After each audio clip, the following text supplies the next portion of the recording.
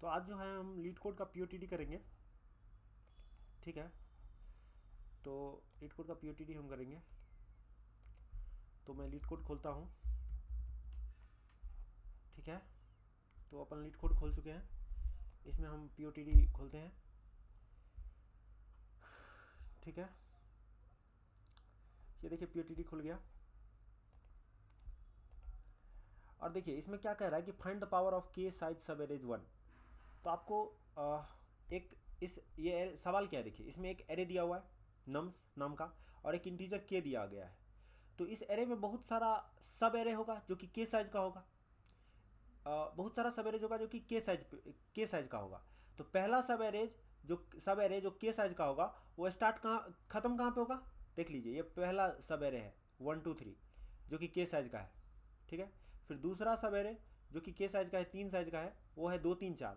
फिर तीसरा, इस तरह से पहला दूसरा तीसरा। तो बहुत सारा सब एरेज है जो कि के साइज का है। तो हर एक सब एरेज का आपको पावर वैल्यू निकालना है। क्या निकालना है? हर एक सब एरेज का पावर वैल्यू।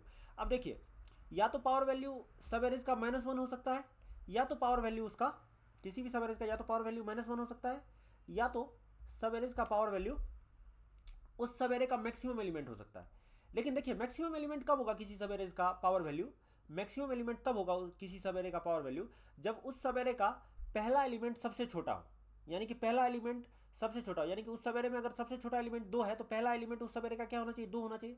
दूसरा 3 होना चाहिए, तीसरा 4 होना चाहिए, चौथा 5 होना चाहिए। समझ रहे ना? तो यही बात है, सब एरे, कोई भी सब एरे जिसमें सारा एलिमेंट सॉर्टेड हो और सारा एलिमेंट कंजिक्यूटिव हो, यानी कि पहला 2 हो तो दूसरा 3 हो, तीसरा 4 हो, चौथा 5 हो, इस तरह से। तो उस सब एरे का जो पावर वैल्यू है वो उसका मैक्सिमम एलिमेंट होगा, ठीक है। जहां पर वो सब एरे खत्म हो रहा होगा वहां पर रखा हुआ एलिमेंट उस सब एरे का पावर वैल्यू होगा। अदरवाइज सब एरे का पावर वैल्यू क्या होगा? -1 होगा, ठीक है। तो यही बात है। तो हमको हर एक सब एरे का बारी बारी 1 बाय 1 क्या करना है? पावर वैल्यू निकालना है और उसको एक वेक्टर में डाल करके और रिटर्न कर देना है। तो यहाँ पे आप देख सकते हैं कि फंक्शन इस तरह से लिखा हुआ है कि फंक्शन से वेक्टर ऑफ इंट रिटर्न कराना है आपको। क्या रिटर्न करना है? Vector of int. इस वेक्टर में बहुत सारा इंटीजर होगा। पहला इंटीजर रिप्रेजेंट करेगा पहला सब एरे के पावर वैल्यू को, दूसरा इंटीजर इस वेक्टर का रिटर्न करेगा दूसरा सब एरे के पावर वैल्यू को, तीसरा तीसरे सब एरे के पावर वैल्यू को, मतलब समझ रहे ना, तीसरे के लेंथ के सब एरे के पावर वैल्यू को। अभी कंस्ट्रेंट का बात करते हैं। तो इस सवाल में जो कंस्ट्रेंट दिया गया है वो देखिए 500 दिया गया है। तो सोचिए कि आपका सब एरे या तो के लेंथ का सब एरे कहाँ खत्म होगा? पहला सब एरे कहाँ खत्म होगा? के लेंथ का के-1 पे खत्म होगा, के-1 इंडेक्स पे पहला सब एरे के लेंथ का खत्म होगा, दूसरा के पे, तीसरा के+1 पे, तीसरा के+2 पे, और अंतिम इस गिवन एरे नम्स के लास्ट एलिमेंट पे खत्म होगा, ठीक है। तो आप ये सोचिए कि आपके पास टोटल कितना सब एरेज बनेगा? 500 सब एरेज बनेगा। इन वर्स्ट केस आपके पास कितना सब एरेज होगा? 500 सब एरेज होगा।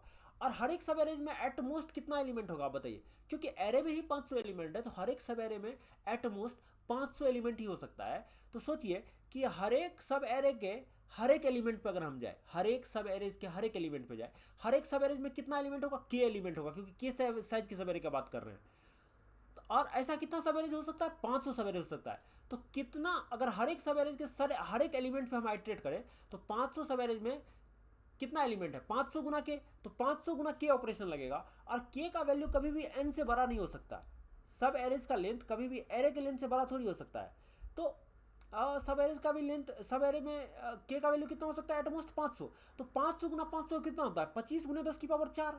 25 गुने 10 की पावर 4, इट्स ऑलमोस्ट 10 की पावर 6 से कम है। 10 की पावर 6 से कम है, 10 की पावर 8 ऑपरेशन आप कर सकते हैं 1 सेकेंड में। तो आप इतना ऑप्टिमल सॉल्यूशन तो लिख ही सकते हैं, मतलब हर एक सब एरे पे जाके के लेंथ के सब एरे पे।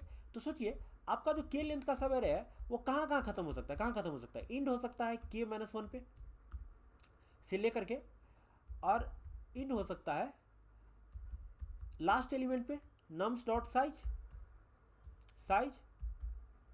और आई प्लस प्लस नहीं, इंड प्लस प्लस। तो यही है। तो मान लीजिए मैं क्या कर रहा हूँ, इस हर एक के लेंथ के सब एरे पे मैं आइट्रेट करने जा रहा हूँ। तो मेरा एंडिंग पॉइंट के-1 हो सकता है सब एरे का, या के हो सकता है। तो मैं देखिए इंड पे एक लूप लगा दिया हूँ, for int ind equal to k minus one, ind less than equal to nums dot size, ind plus plus. ठीक है, इस तरह से मैंने लगा दिया। अभी देखिए, तो मेरा सब एरे स्टार्ट कहाँ से होगा? अगर ख़त्म हो रहा है इंड पे तो स्टार्ट कहाँ पे होगा? स्टार्ट होगा आपका इंड माइनस के माइनस वन पे, यहाँ से मेरा स्टार्ट होगा। तो अब मेरा एक सब एरे जो स्टार्ट हो रहा है स्टार्ट पे और ख़त्म हो रहा है इंड पे, उस पर मैं आइट्रेट करूँगा, उस पर मैं उसके हर एक एलिमेंट पे मैं आइट्रेट करूँगा। तो जे इक्वल टू मेरा अभी जिस सब एरे पे मैं हूँ जो स्टार्ट हो रहा है स्टार्ट से, तो उसका एलिमेंट, उसके हर एक एलिमेंट पे स्टार्ट कर आइट्रेट करना चाहता हूँ, तो मेरे को एक लूप लगाना पड़ेगा स्टार्ट से लेकर के इंड तक में।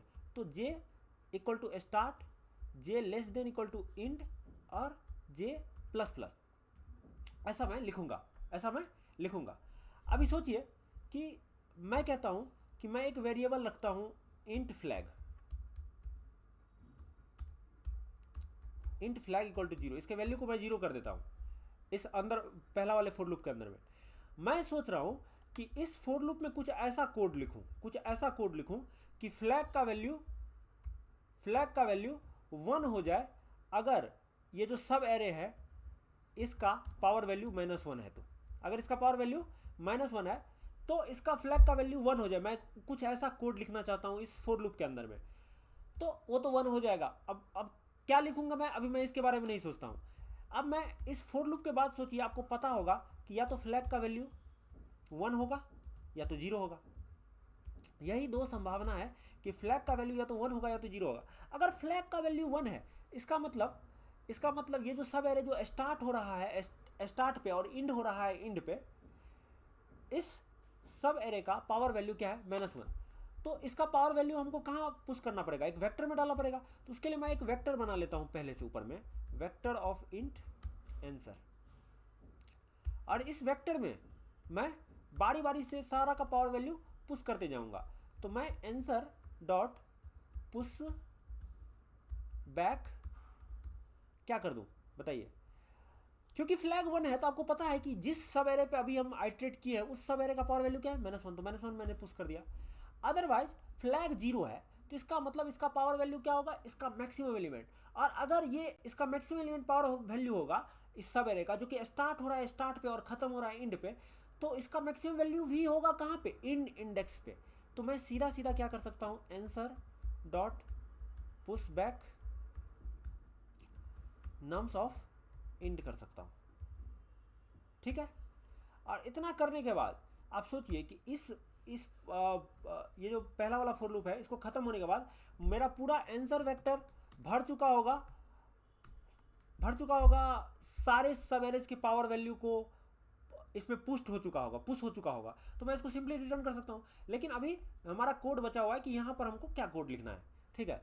तो सोचिए कि अगर किसी सब एरे को क्या होना है कि उसका पावर वैल्यू अगर उसका फ्लैग कब 1 होगा? जब उसका पावर वैल्यू -1 होगा। पावर वैल्यू -1 कब होगा? जब कोई भी इंडेक्स, उसका कोई भी एलिमेंट, यानी कि उसका एलिमेंट क्या है? नम्स जे है, अगर वो बराबर नहीं है नम्स ऑफ जे -1 + 1 के, उसके पिछले एलिमेंट से जस्ट एक ज़्यादा होना पड़ेगा उसके करंट एलिमेंट को इस एरे के हर पॉइंट पे, तब जाके इसका फ्लैग 0 रहेगा। अदरवाइज इसका फ्लैग फॉल्स होगा। क्योंकि इसके फ्लैग को 1 कब कर रहे हैं हम? जब ये एक अच्छा सब एरे नहीं है। अच्छा सब एरे का मतलब क्या? इसका पावर वैल्यू जब -1 है तब इसके फ्लैग को क्या कर रहे हैं? 1। तो अगर कहीं भी ये कंडीशन फेल हुआ तो इल्स केस चलेगा।